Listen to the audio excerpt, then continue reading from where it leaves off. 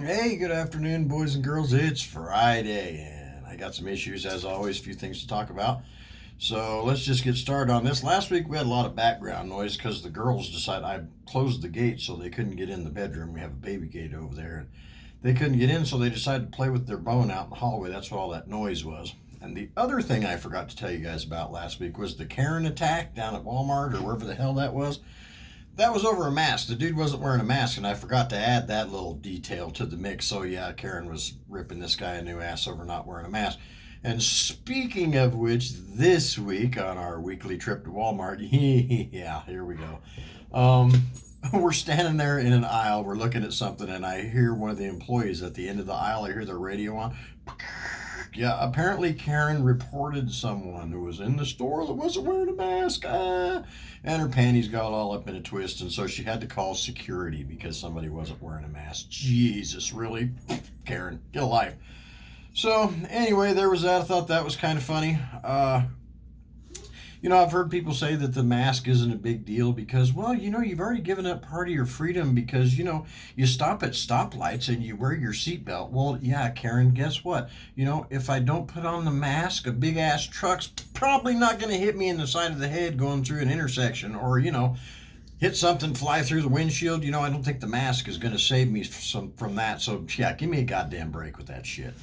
So, anyway, speaking of that, I was driving down the street the other day and I look over and there's one of those Veo drivers in his car next to me. The dude's got on blue rubber gloves up to his elbows, like those kind you wash dishes with. He's got on those bad boys on his hands.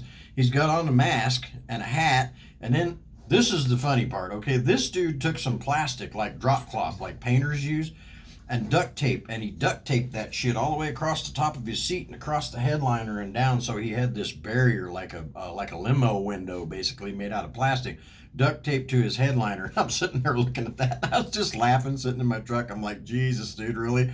Maybe if you're that scared, you should just not drive the Bayo thing or whatever for a week or two. I don't know. There's that. Um, the other thing I found kind of interesting this week is the little bastards in Portland have decided they're going to try to lock the cops in the police station and set the place on fire. Well, and then lasers. They're using lasers on the cops and federal agents. Well, let me tell you something here, Skippy. I've informed you a few things before that might get you fucked up, and you never listen to me. But, here's a little thing right here. I can go down and buy one of these myself.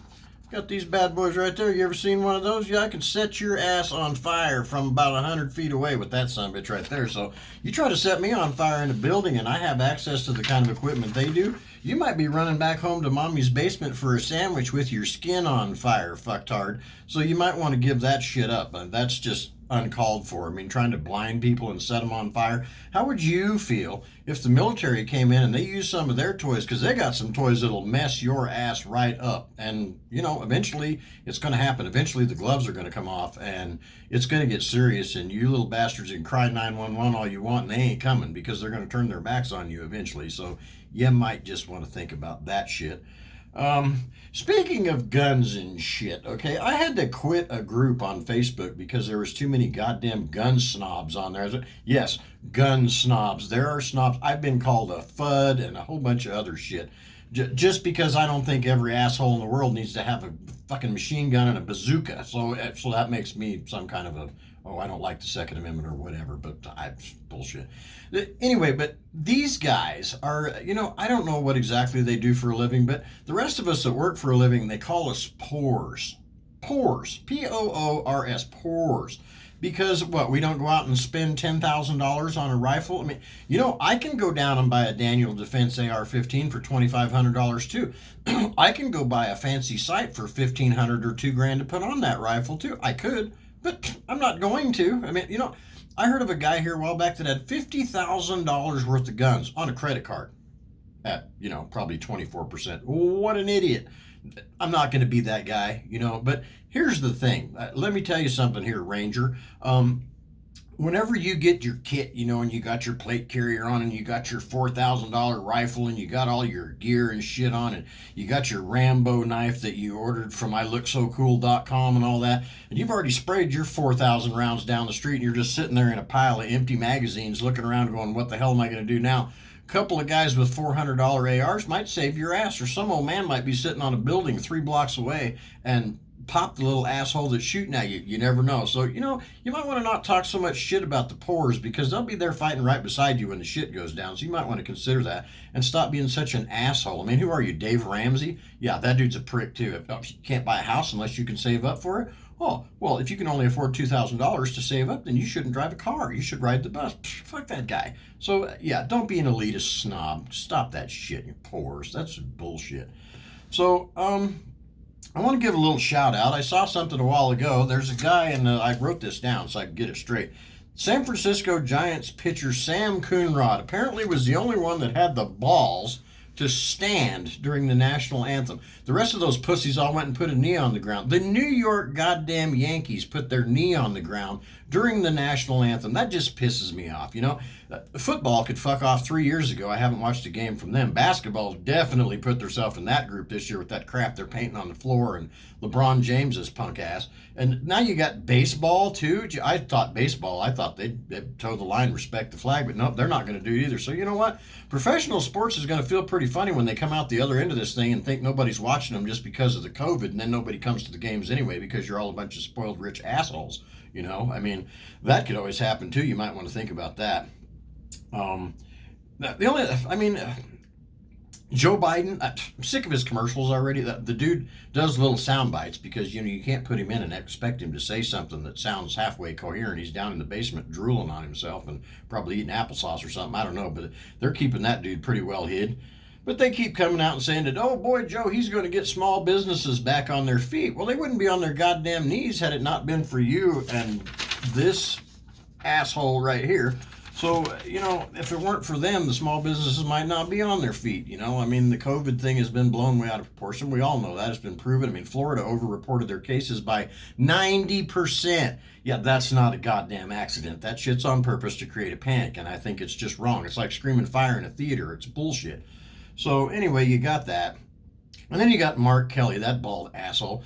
We all know he's a gun grabber. We all know he's full of shit. And he keeps talking about, Arizona's lost 500,000 jobs during the COVID. Like it's anybody's fault other than the Democrats. Come on, give me a break.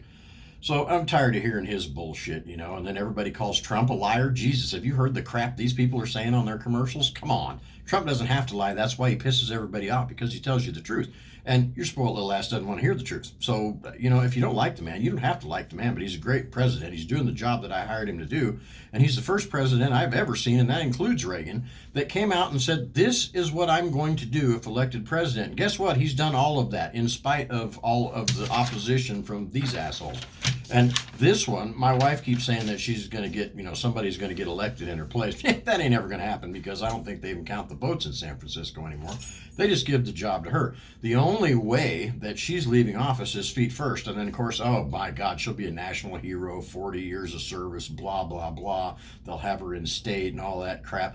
I'm sorry, Nancy, but the only people that are going to be sad when you die is probably Smirnoff, because they're going to lose tons and tons of money on that deal.